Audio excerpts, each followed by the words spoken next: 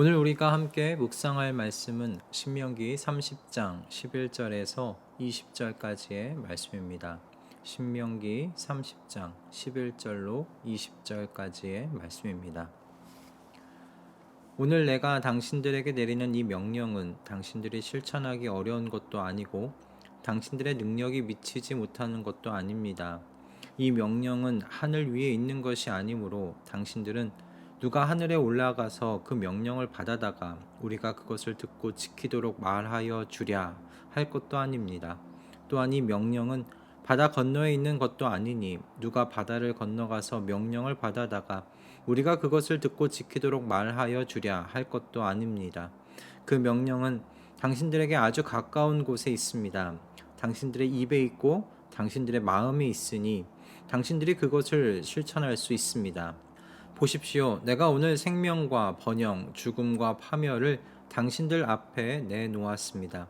내가 오늘 당신들에게 명하는 대로 당신들이 주 당신들의 하나님을 사랑하고 그의 길을 따라가며 그의 명령과 규례와 법도를 지키면 당신들이 잘 되고 번성할 것입니다. 또 당신들이 들어가서 차지할 땅에서 주 당신들의 하나님이 당신들에게 복을 주실 것입니다. 그러나 당신들이 마음을 돌려서 순종하지 않고 빗나가서 다른 신들에게 절을 하고 섬기면 오늘 내가 당신들에게 경고한 대로 당신들은 반드시 망하고 맙니다. 당신들이 요단강을 건너가서 차지할 그 땅에서도 오래 살지 못할 것입니다. 나는 오늘 하늘과 땅을 증인으로 세우고 생명과 사망, 복과 저주를 당신들 앞에 내놓았습니다. 당신들과 당신들의 자손이 살려거든 생명을 택하십시오. 주 당신들의 하나님을 사랑하십시오. 그의 말씀을 들으며 그를 따르십시오. 그러면 당신들이 살 것입니다. 주님께서 당신들의 조상 아브라함과 이삭과 야곱에게 주시겠다고 맹세하신 그 땅에서 당신들이 잘 살 것입니다. 아멘. 기독교와 다른 종교 간에는 많은 차이점이 있지만 그중 하나가 신을 어떻게 찾느냐라는 것에 있습니다. 다른 고등 종교는 사람이 신을 향해 나아갑니다. 즉, 인간이 구원을 위한 지식을 찾아 위를 향해 나아간다고 말할 수 있겠습니다. 그런데 기독교는 다릅니다. 하나님께서는 인간이 자신을 찾을 수 없다는 것을 아시고 하나님께서 인간이 되셔서 사람 사이에 오셨습니다. 이것이 다른 고등 종교와 기독교의 대표적으로 다른 점입니다. 오늘 말씀도 방금 말씀드린 이 하나님을 묵상하게 하는 본문입니다. 오늘 본문은 하나님께서 하나님 백성에게 주신 그 규례와 법도가 어려운 것이 아님을 누차 강조하고 있는 말씀인데요.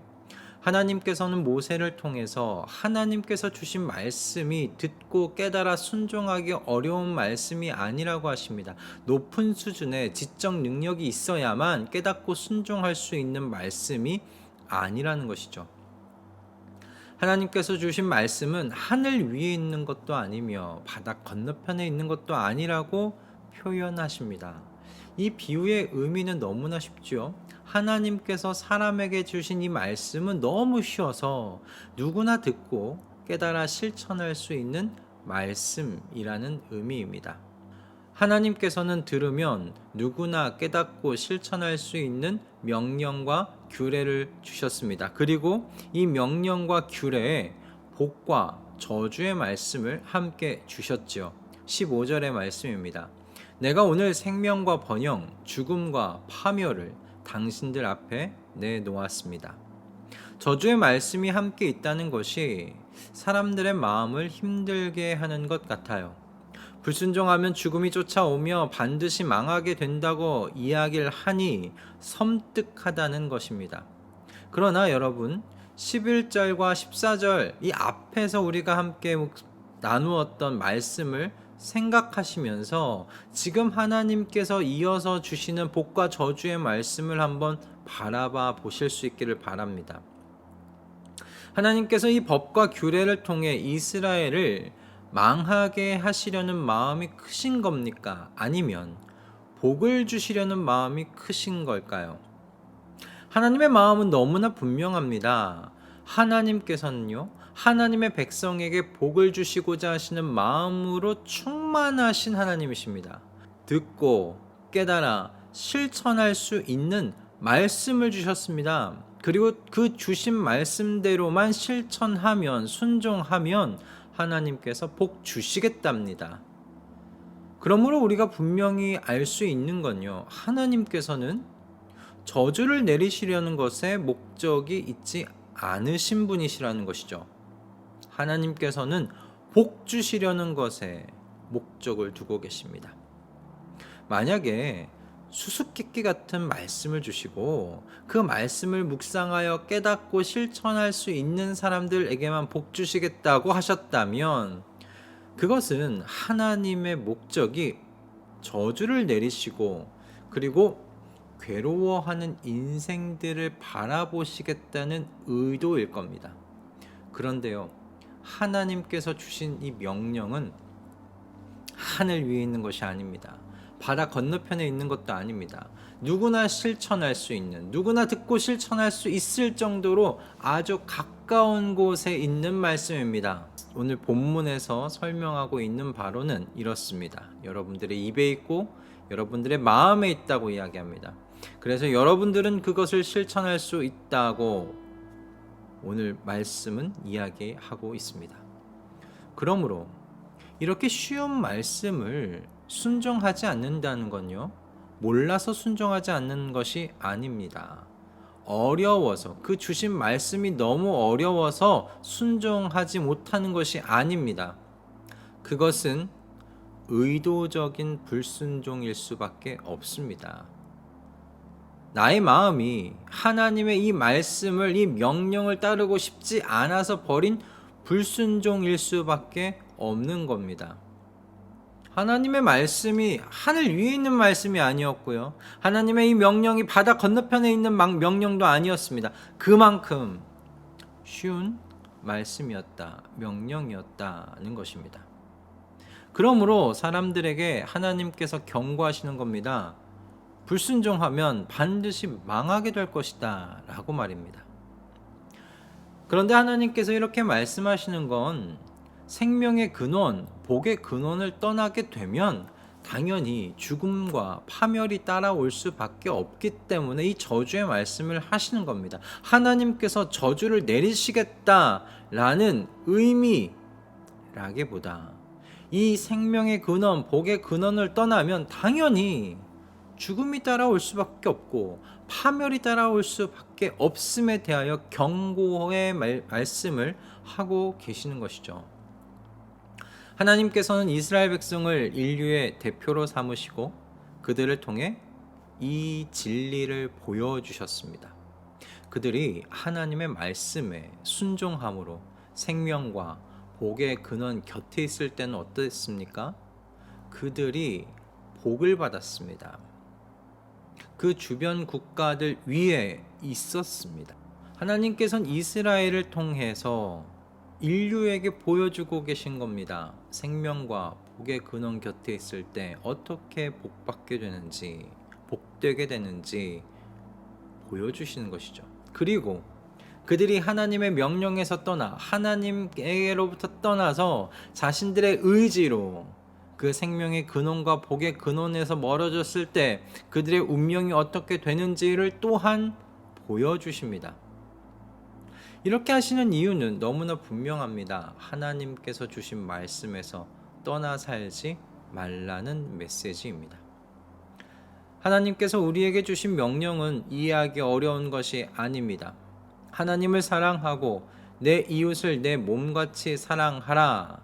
여러분, 이 명령이 하나님께서 우리에게 주신 모든 명령을 아우르는 가장 큰 명령입니다. 하나님께서 우리에게 주신 모든 말씀이 사실 이 한 줄에 다 귀결됩니다. 하나님을 사랑하고 내 이웃을 내 몸과 같이 사랑하라. 그런데 왜 우리가 이 말씀에 순종하지 못하는 겁니까? 말씀이 어려워서입니까? 이 말씀이 이해가 되지 않기 때문입니까? 아닙니다.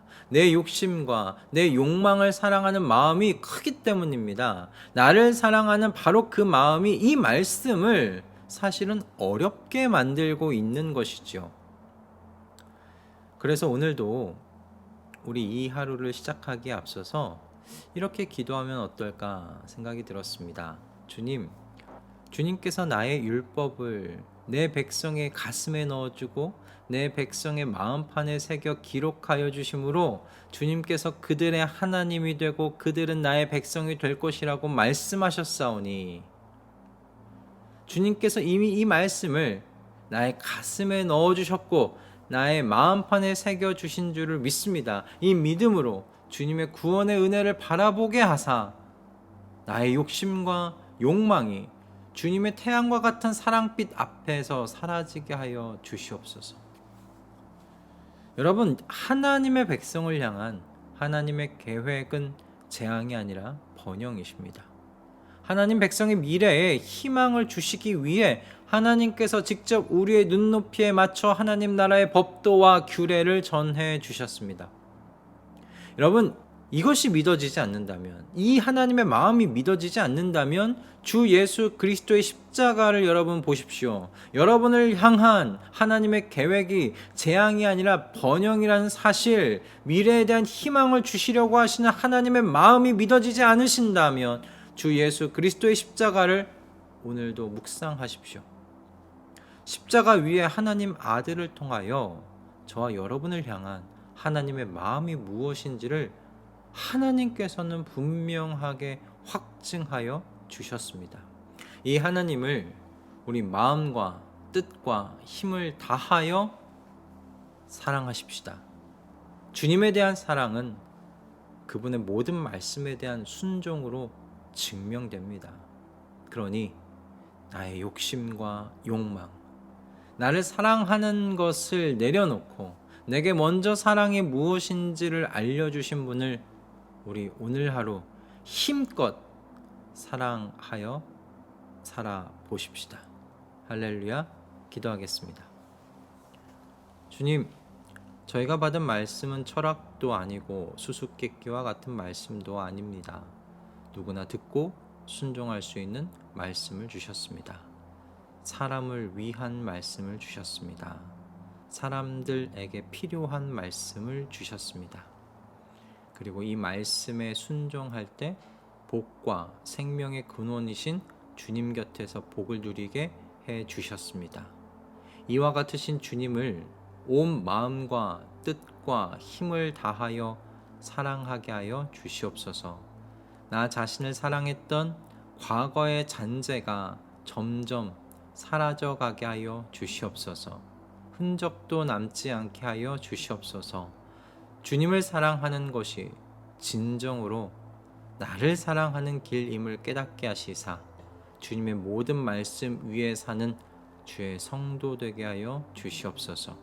우리에게 주신 모든 것에 감사드리오며 나의 주인 되시는 예수 그리스도의 이름으로 기도드립니다. 아멘.